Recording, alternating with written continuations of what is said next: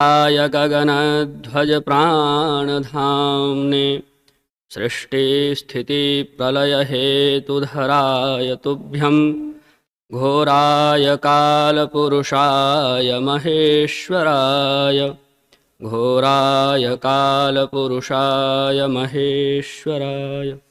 श्री गुरुभ्यो नमः। नमो नमः शंकरशारदाभ्यां। मंचस्थ विदुषां प्रणम्य अस्माकं परिसरीय अध्यापकान् अभिनन्दनानि विनिवेद्य च छात्रान् स्निह्य च स्ववाचारम्भं करोमि। अहं शास्त्रे अल्पज्ञः पुनश्च स्वल्पमतिः, अतः स्खलनं तु भवत्येव इति निश्चप्रचम् इति कृत्वा गच्छतः स्खलनं क्वापि भवत्येव प्रमादतः हसन्ति दुर्जनास्तत्र समादधति सज्जनाः इति उक्त्वा क्षमां याचे, पूर्वमेव क्षमां याचे। इदानीम् अत्र वाक्यार्थसभायां स्वविषयोपस्थापनं मम महत् सौभाग्यम् इति कृत्वा छात्राणां कृते ज्योतिषशास्त्रीययोगविमर्शपुरस्सरं नाभश्योगविचारः इति विषये किञ्चित् वच्मि। इदानीं पूर्वं योगविमर्शः इति। तर्हि योगशब्दः युजसमाधौ धातुना घञ् प्रत्ययः कृते सति निष्पद्यते। शब्दकल्पद्रुमकोशानुसारं तस्य अर्थः भवति संगतिः युक्तिरिति। यथा प्रायशः लोके एवं दृश्यते यत् योगशब्दः योगासनस्य कृते, योगदर्शनस्य कृते, योगशास्त्रस्य कृते प्रयुज्यते, तद् अत्र नास्ति, अत्र तन्न। इदानीं किं भवति, सर्वेषु शास्त्रेषु स्वकीयाः पारिभाषिकाः शब्दाः भवन्ति। तथैव ज्योतिषशास्त्रेपि योगशब्दः पारिभाषिकत्वेन प्रयुज्यते। इदानीं तिथिवारनक्षत्र योगकरण इत्यादि पञ्चाङ्गाः सन्ति, तेषां संगतेर्वशात् पञ्चाङ्गयोगाः भवन्ति। एवमेव प्रकाशक तमो अप्रकाश ताराग्रहाणां गतिस्थितिर्वशात् योगः जायते। तर्हि अस्माकं शास्त्रविद्भिः स्वस्वप्रभावानुगुणनाम्ना योगस्य नाम स्वीकृतम् अथवा कथितम्। मुहूर्तचिन्तामणौ शुभाशुभप्रकरणे उक्तं च विद्यते फलदाः स्वनाम्ना इति। ये योगाः सन्ति ज्योतिषशास्त्रे, ते योगाः स्वनामानुगुणफलं ददाति। फलदाः स्वनाम्ना। पुनश्च अत्र शङ्का विद्यते, योगाः सन्ति, तस्य भेदाः अपि सन्ति वा? तर्हि पूर्वं तु योगस्य भेदद्वयं विद्यते। प्रथमस्तावत् नित्ययोगः, द्वितीयः अनित्ययोगः। पूर्वं नित्ययोगानां विषये किञ्चित् वदामि। नित्ययोगस्य उल्लेखः पञ्चाङ्गे भवति। यथा पञ्चाङ्गशब्दः अस्ति, तत्र पञ्चानाम् अङ्गानां समाहारः तिथिवारनक्षत्रयोगकरणानि।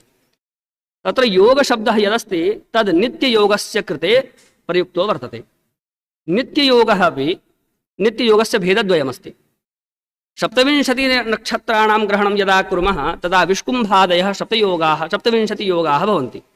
पुनश्च अभिजितनक्षत्रं स्वीकृत्य 28 नक्षत्राणां ग्रहणं यदा क्रियते तदा आनन्दादि 28 योगाः भवन्ति। प्रतिदिनम् एतेषु कोऽपि योगः प्रतिदिनम् आगच्छत्येव, अतः एते नित्ययोगाः कथिताः। पञ्चाङ्गे येषां योगानाम् उल्लेखः अस्माभिः प्रतिदिनम् अत्र श्रूयते प्रार्थनानन्तरं, तत्तु नित्ययोगः इति। इदानीम् आनन्दादियोगः, तस्य आनयनं कथम् इति विषये किञ्चित् वदामि। मुहूर्तचिन्तामणौ उक्तं वर्तते दास्रादर्के मृगादिन्दौ। दास्र अश्विनी नक्षत्रं भवति। रविवासरे अश्विनी नक्षत्रादारभ्य मृगादिन्दौ, सोमवासरे मृगशिरा नक्षत्रादारभ्य शार्पात् भौमे मंगलवासरे अश्लेषा नक्षत्रादारभ्य एवम् अस्ति। तर्हि अत्र शुक्रवासरः अस्ति। शुक्रवासरे उत्तराषाढा नक्षत्रात् गणना आरभ्यते। अत्र कः योगः इति यदि ज्ञातुम् इच्छन्ति चेत् उत्तराषाढा नक्षत्रात् अद्य भरणी नक्षत्रमस्ति तावत्पर्यन्तं गणना करणीया। उत्तराषाढा अभिजित् श्रवण धनिष्ठा शतभिषा पूर्वा भाद्रपदा उत्तरा भाद्रपदा रेवती अश्विनी भरणी एवं दशसंख्या आगच्छति। दशसंख्यायां तत्र मुद्गरयोगः कथितः आनन्दादि योगेषु, अतः अद्य निश्चितरूपेण मुद्गरयोगः भवति। एवं पुनश्च विष्कुम्भादि योगानाम् आनयनस्य कृते किमस्ति, सूर्यः यस्मिन् नक्षत्रे अस्ति तस्य संख्या, पुनः चन्द्रः यस्मिन् नक्षत्रे अस्ति तस्य संख्या, तयोः योगं कृत्वा तस्मिन् योगे एक संख्या विशोध्यते। अनन्तरं या संख्या भवति सप्तविंशति नक्षत्राणि तत्र स्वीकृतानि सन्ति विष्कुम्भयोगे, अतः 27 संख्यया यदा विभाज्यते तदा विष्कुम्भादियोगानाम् आनयनं भवति। एवं नित्ययोगः मया कथितः। इदानीम् अनित्ययोगविषये किञ्चित् वदामि। अनित्ययोगस्य तु भेदाः सन्ति। यथा मुहूर्तशास्त्रे सर्वार्थसिद्धियोगाः, यायीजयोगाः, रवियोगाः, एते मुहूर्तशास्त्रीययोगाः सन्ति। पुनः जातकशास्त्रे राजयोगः, नाभस्योगः, पंचमहापुरुषयोगः एवं जातकशास्त्रे योगाः कथिताः। सिद्धान्तशास्त्रेपि योगाः कथिता। क्रांतिशाम्य, महापात, ग्रहणादि एते सर्वे सिद्धान्तशास्त्रीययोगाः। एवं रोहिणी, शकट, स्वाति, आषाढ़ी एते सर्वे संहिताशास्त्रीययोगाः। एवं इत्थशाल, इसराफ इत्यादयः ताजिकशास्त्रीययोगाः। एवमेव प्रश्नशास्त्रे, शगुनशास्त्रे, स्वरशास्त्रे, ज्योतिषशास्त्रीय समेषु विभागेषु तेषां स्वकीयां योगाः, पारिभाषिकाः योगाः विद्यन्ते। इदानीं योगविषये यद् विमर्शः अपेक्षितः तद् मया अत्र उपस्थापितः। योगस्य प्रयोजनं किम् इति विषये किञ्चित् एक लौकिक उदाहरणेन किञ्चित् वदामि। योगः किं, तस्य प्रयोजनं किम् इति लौकिक उदाहरणेन वदामि, यतोहि तेन सर्वे अवगच्छेयुः। इदानीं कोऽपि पृच्छति भवान् कुत्र निवसति, वयं वदामः शृङ्गगिरौ निवसामः। शृङ्गगिरौ निवसामः, यदि सः भारते नास्ति, अन्यत्र देशेषु अस्ति, अथवा मानचित्रे तस्य प्रदर्शनं कर्तुम् इच्छति गिरिः कुत्र अस्ति चेत् कथं क्रियते, तदा अस्माभिः उच्यते वयं पृथिव्यां 13 अक्षांशे निवसामः। तर्हि पृथिव्यां तु 13 अक्षांशस्य तावत् विस्तृता भूमिः तस्मिन् आगच्छति। तत्र 13 अक्षांशे कुत्र? तर्हि वयं वदामः 75 रेखांशे निवसामः। अतः 13 एवं रेखा अस्माभिः भवति। 13 अक्षांशे 75 रेखांशस्य योगः यत्र भवति तत्र शृङ्गगिरिः अस्ति। अतः 13 अक्षांशे 75 रेखांशे च वयं निवसामः इति वदामश्चेत् मानचित्रे तस्य सम्यक्तया वर्णनं भवितुम् अर्हति।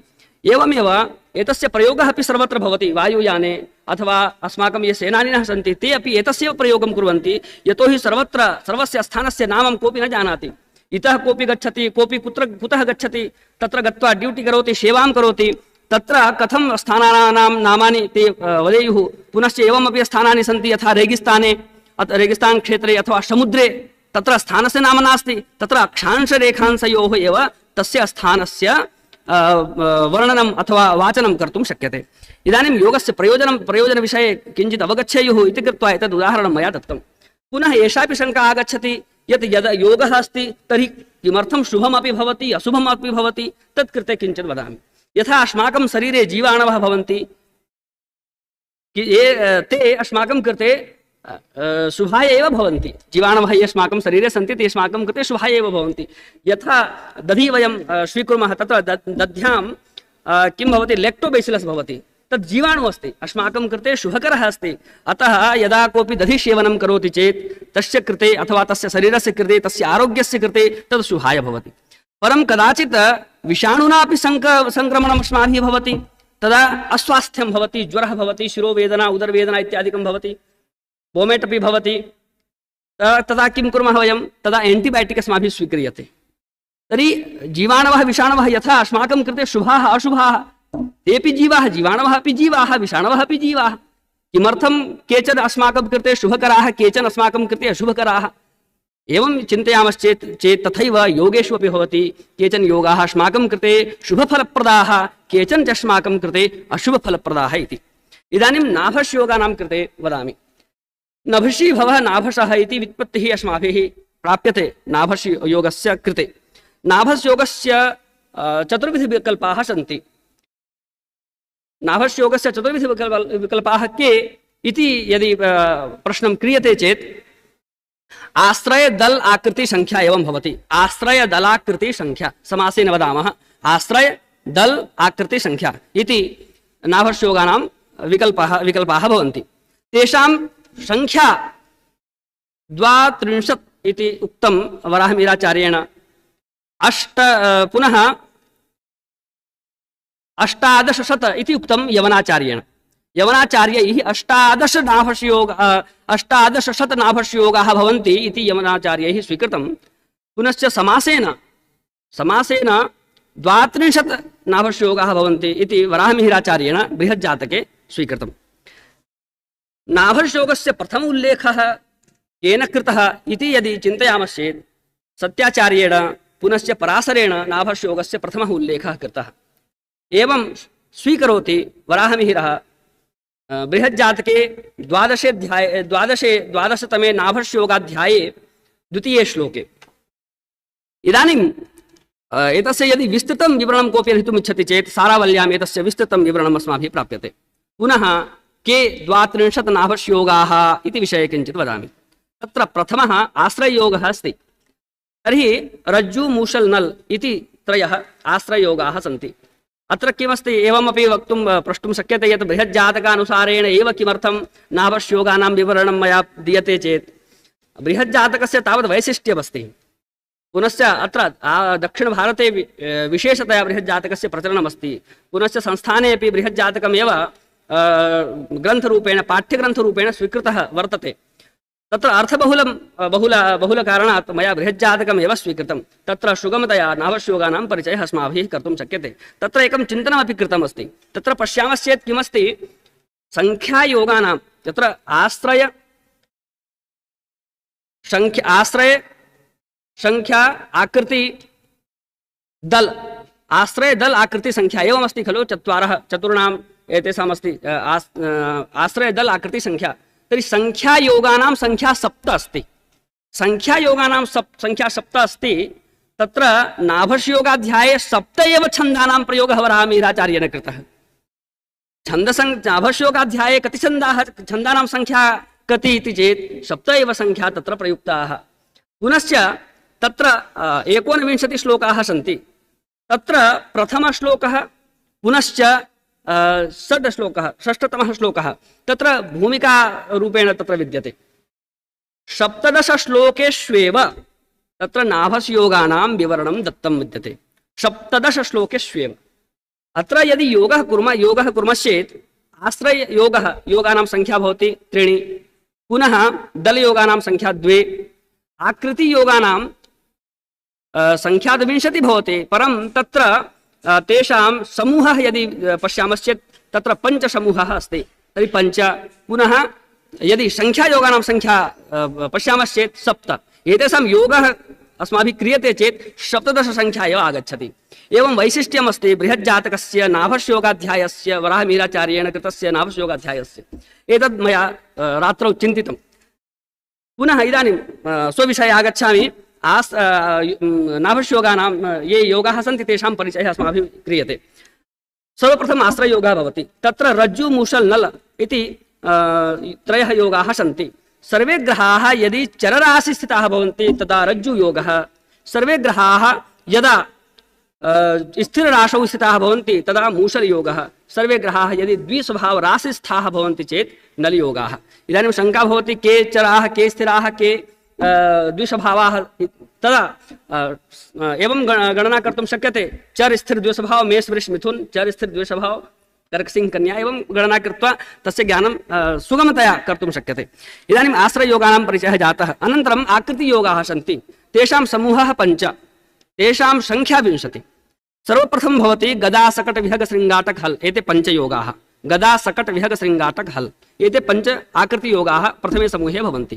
तदा तस्मिन् किमस्ति आसन्न केन्द्रेषु यदि सर्वे ग्रहाः भवन्ति तदा गदा योगः भवति। आसन्न केन्द्र नाम प्रथमे भावे चतुर्थे भावे च अथवा चतुर्थे भावे सप्तमे भावे च अथवा सप्तमे भावे दशमे भावे च एवं अथवा दशमे भावे लग्ने भावे च एवं आसन्न केन्द्रद्वयेषु यदि सर्वे ग्रहाः अवस्थिताः भवन्ति तदा गदायोगः भवति। वराहमिहिराचार्येण गदायोगस्य एकमेव भेदः स्वीकृतः, परन्तु यवनाचार्येण गदायोगस्य भेदः चत्वारः स्वीकृतः अस्ति। अतः तेषां मते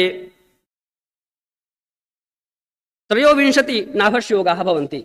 वराहमिहिराचार्याण त्रयोविंशति आकृतियोगाः भवन्ति।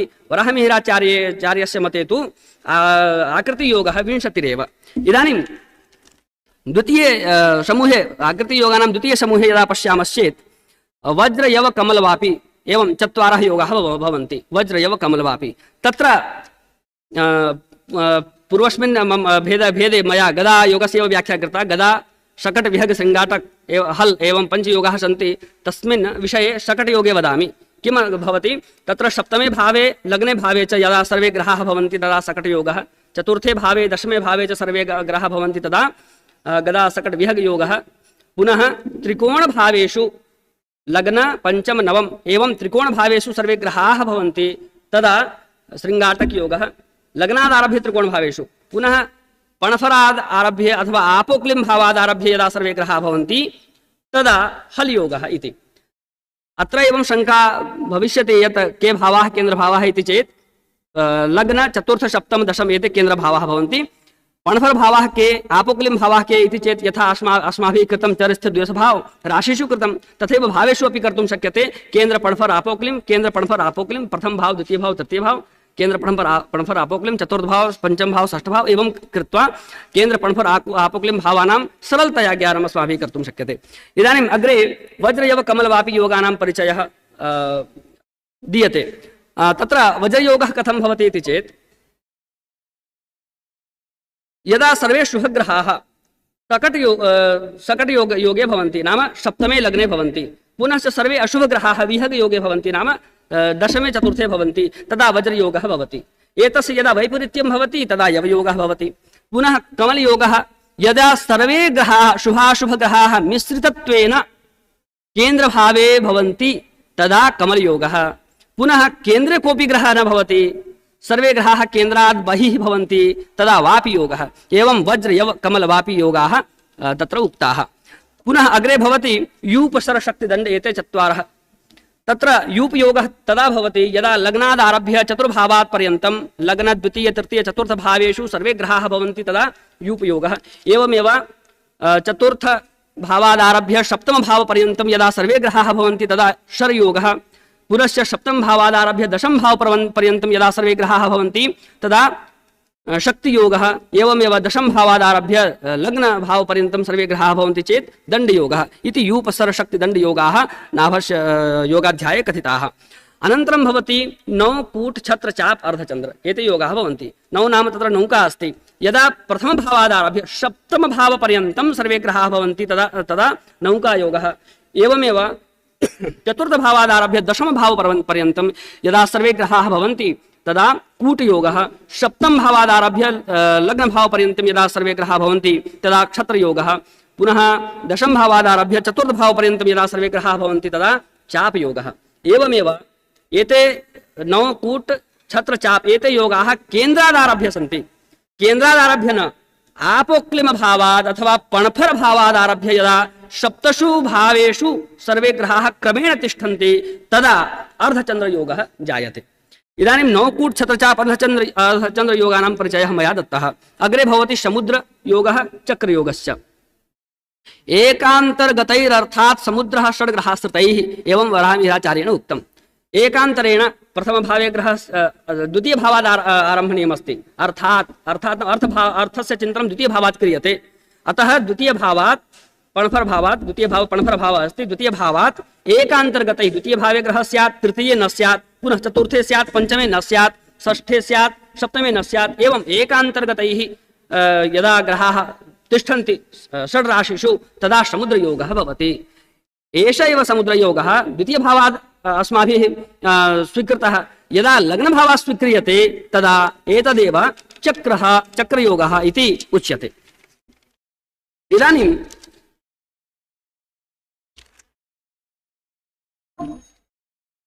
एतेषां फलविषयेपि वराहमिहिराचार्येण नाभश्योगाध्याये उक्तं। तत्र 13 श्लोकादारभ्य 19 श्लोकपर्यन्तम् एतेषां योगानां फलानि तेन उक्तं वर्तते।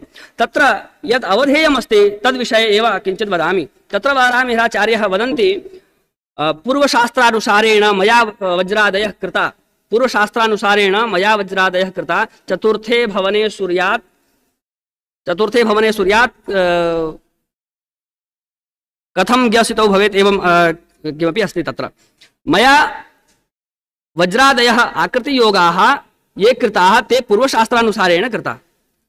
तत्र किम् अस्ति, सूर्यः पापग्रहः अस्ति। पापग्रहाः भवन्ति तत्र सप्तमे भावे अथवा लग्नभावे, सप्तमे भावे वा लग्नभावे सर्वे पापग्रहाः भवन्ति। पुनश्च सर्वे शुभग्रहाः चतुर्थभावे वा दशमे भावे भवन्ति। तदा कथम् एवं भवितुम् अर्हति? यतोहि सूर्य बुध शुक्र एते सर्वे आन्तरिकाः ग्रहाः भवन्ति। यदा भवन्तः तत् जानन्ति एव, हेलियोसेंट्रिक प्लानेटरी पोजिशन्स जानन्ति। सूर्यः अस्ति, तदनन्तरं बुधः अस्ति, तदनन्तरं शुक्रः अस्ति, तदनन्तरं पृथ्वी अस्ति, अनन्तरं कुजः, अनन्तरं अन्ये ग्रहाः सन्ति। तर्हि पृथ्वी सूर्ययोः मध्ये ये ग्रहाः भवन्ति ते आन्तरिकाः ग्रहाः भवन्ति। तर्हि बुध शुक्रः एते तु आन्तरिकाः ग्रहाः। एतेषाम् अन्तरणम् अधिकाधिकं 88 अंशम् एव भवितुम् अर्हति। नाम ते राशिद्वयादनन्तरं भवितुमेव नार्हन्ति। तर्हि कथम् एतेषां योगानां सम्भावना वक्तुं शक्यते इति चिन्ता अपि वराहमिहिराचार्येण तत्र उपस्थापिता। पुनः एतद् अवधेयं निश्चितरूपेण अवधेयं। पुनः एकम् इतोपि अस्ति यद् अवधेयं तदस्ति गोलाश्चान्यान् पूर्वमुक्तान् विहाय। गोलयोगानां यत् फलमस्ति तत् संख्यायोगे आगच्छति। 7 संख्यायोगाः भवन्ति। गोल, युग, शूल, केदार, पास, दाम, वीणा एते संख्यायोगाः तत्र कथिताः। तर्हि ये संख्यायोगाः सन्ति तेषां फलं तदा एव भवति यदा एतान् विहाय कोऽपि आश्रययोगः अथवा आकृतियोगः न आगच्छति। तत्र नाभश्योगेषु आकृतियोगानाम् एव वैशिष्ट्यं भवति। अतः एव गोलादि संख्यायोगानां कृतेपि एवम् उक्तं। पुनश्च आश्रययोगानां कृतेपि उक्तम्। आश्रयोक्तास्तु विफला भवन्त्यन्यैर्विमिश्रिताः मिश्राः यैस्ते फलं दद्युः रमिश्राः फलदाः अमिश्राः स्वफलप्रदाः। आश्रययोगः अपि भवति परं तद् मिश्रितं भवति। आकृतियोगेन मिश्रितं भवति तदा विफलः भवति। यदा केवलम् आश्रययोगः एव अस्ति तत्र आकृतियोगः नास्त्येव तदानीमेव आश्रययोगस्य फलं भवितुं शक्नोति, नो चेत् न भवितुं शक्नोति। एतदपि अवधेयं। पुनः एषा शङ्का समायाति यत् कदा एतस्य योगस्य फलं भवति। यतोहि फलं तु उक्तं, तत्र शुभयोगानां शुभफलम् अशुभयोगानाम् अशुभफलं तु उक्तमेव।